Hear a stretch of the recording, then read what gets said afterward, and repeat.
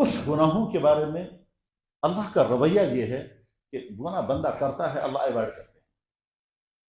کچھ گناہوں کے بارے میں اللہ کا رویہ ہے، گناہ کرتے ہیں اللہ اوائڈ کرتے ہیں، لیکن کچھ گناہوں کے متعلق اللہ ایک دم جلال میں آ جاتے ہیں، ایک دم گرم ہو جاتے ہیں۔ انہی گناہوں میں سے ہے زناکاری۔ اللہ تعالیٰ فرماتے ہیں بھائی یہ برداشت نہیں کرتا کہ میری سرزمینوں پر لوگ یہ غلط حرکت کریں۔ یہی وجہ ہے کہ زمین کے جس ٹکڑے پر شراب پی جائے، زناکاری کی جائے، مرڈر کیا جائے، غلط پلاننگ کی جائے، یا خدا اللہ کے علاوہ کسی اور کو سجدہ کیا جائے، زمین کا وہ خطہ بدترین جگہ ہوتی ہے اور ہر وقت اللہ کا غضب نازل ہوتا ہے۔ ثبوت اس کا کیا ہے؟ جس ملک میں قوم لوط وہ بدکاریاں کرتی تھی، اللہ نے اس ملک کو باقی نہیں رکھا، اس ساری زمین کو اٹھا کر کے آسمان پہ لے کر اوپر پہ پٹک دیا اور ملیا میٹ کر دیا تمام انسانوں کو، اور آج تک وہاں بد زندگی نہیں ہے۔ آج بھی اس پانی کے اندر کوئی کیڑا نہیں رہ پاتا ہے، صدوم اس جگہ کو کہتے ہیں، آج بھی پانی وہ کالا پانی ہے۔ انسان چونکہ نادان ہے وہاں سیر سپاٹے کے لیے جاتا ہے، جا کے دیکھتے ہیں یہاں ہے وہ قوم جو برباد ہوئی ہے، یہاں ہے وہ قوم جو تباہ ہوئی ہے۔ وہ پتھر جو بارش ان پر ہوئی تھی آسمانوں سے، کالے پتھر، وہ آج بھی وہاں پڑے ہوئے۔ وہ پانی جس پانی کے اندر ان کو تباہ کیا گیا تھا، وہ پانی آج بھی زہریلا پانی ہے، اس میں کیڑا ڈالتے ہیں، تھوڑی دیر تڑپنے کے بعد مر جاتا ہے۔ تو گویا اللہ تعالیٰ شان اس جگہ کو برداشت نہیں کرتے ہیں جہاں یہ چیزیں ہو جائیں۔ میرے بھائیوں، اپنے ماحول کا جائزہ لیں۔ اگر ہم خود، ہمارے بچے، ہمارے بھائی، ہماری بہنیں بچی ہوئی ہیں، بہت شکر پڑھیں اور آئندہ اور زیادہ اپنی حفاظت کریں۔ اور اگر خدا نہ خواستہ ہم خود، ہمارے گھر کے بھائی بہن ہیں، اگر کنٹرول میں نہیں ہیں تو آج ان کی فکر کریں تاکہ وہ اس لت سے بچ جائیں، اور اگر نہیں تو پھر اللہ تعالیٰ شانوں کی طرف سے کب کیا فیصلہ ہوگا وہ تو بعد کا مسئلہ ہے۔ فی الحال یہ بات طے ہے، جس قوم کے اندر شراب آ گیا، ڈرگس آ گیا، زناکاری آ گئی، ان کی ساری چیزیں ختم ہو جاتی ہے، دین بھی ختم ہو جاتا ہے، صحتیں بھی برباد ہو جاتی ہیں، ان کی سوسائٹی بھی ختم ہو جاتی ہے، ان کا سماج بکھر جاتا ہے، اور اس کے بعد پھر وہ قوم کسی کام کے قابل نہیں رہتی ہے، ان کے بزرگ چلے جاتے ہیں، اگلی نسل جو ہے وہ بالکل نالائق نسل ہوتی ہے، ان کے پاس نہ صحت ہوتی ہے، نہ کیریکٹر ہوتا ہے، نہ وہ اپنی بیوی کے قابل رہتے ہیں، نہ ان کا فیملی سسٹم باقی رہتا ہے، وہ ہر طرح سے برباد ہو جاتے ہیں۔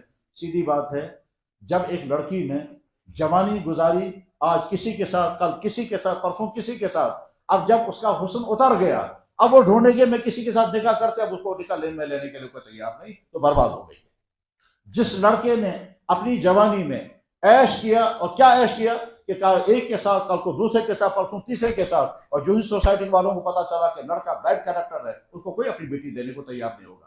جب تک جوانی اور پیسہ ہے تب تک تو یہ عیش کرتا رہے گا، اور جو ہی جوانی ڈھل جائے گی اور پیسہ ختم ہو جائے گا اور کمانے کا سلسلہ ختم ہو جائے گا، چونکہ فیملی لائف اس نے سٹارٹ نہیں کی ہوگی، آگے چل کر برباد ہو جائے گا۔ اس کی مثال یورپ میں ہے، یورپ کا خاندانی نظام بکھر چکا ہے۔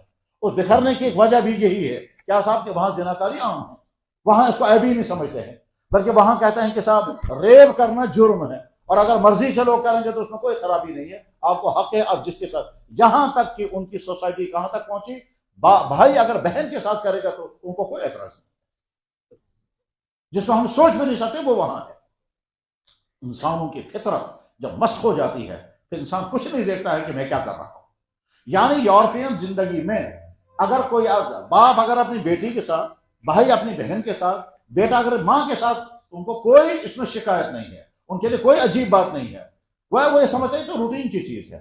یہ ایسا ہی وہ سمجھتے ہیں کہ گھر میں ایک کپ تھا جس کپ میں آج تک ہماری ماں چائے پیتی تھی، آج کے بعد بیٹے نے چائے پی، اس میں کیا اعتراض کی بات؟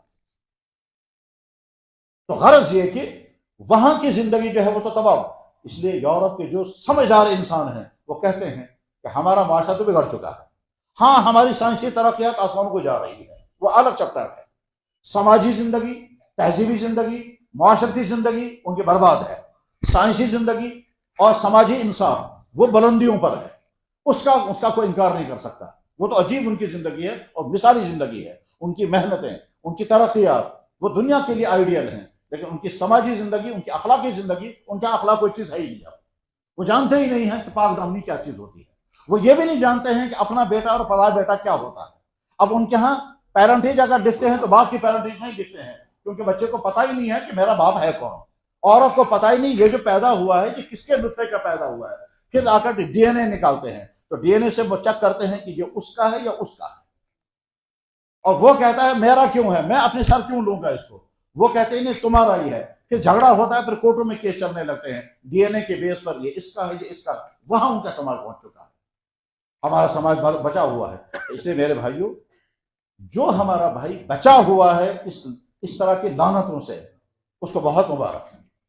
لیکن اگر خدا نہ خواستہ کسی کو اس طرح کی کوئی غلطی ہوئی ہے یا ہو رہی ہے، آپ مایوس نہ ہو، ہرگز مایوس نہ ہو.